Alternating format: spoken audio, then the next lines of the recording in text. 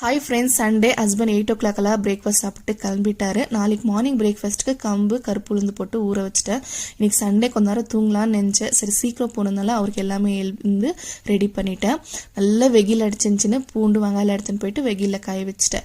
நான் ஜீரா ரைஸில் பிரியாணி ட்ரை பண்ணியிருந்தே இல்லை. இன்னைக்கு பண்ணலான்னு சொல்லிட்டு ஒரு 1/2 kg சிக்கன் மசாலாலாம் போட்டு எடுத்து வச்சுட்டேன்.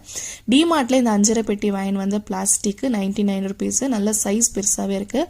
வாஷ் பண்ணிவிட்டு இன்னைக்கு எல்லாமே நம்ம பண்ண போறோம்.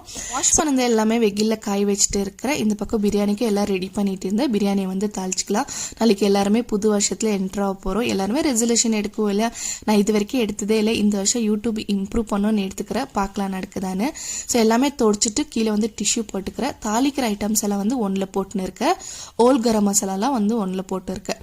ஸோ பிரியாணி ரெடி ஆயிடுச்சு. பாப்பாக்கு ஊட்டி விட்டுட போறேன். ஸோ எல்லாருக்குமே புத்தாண்டு நல்வாழ்த்துக்கள். நாளைக்கு வீடியோவில் பார்க்கலாம். பாய்.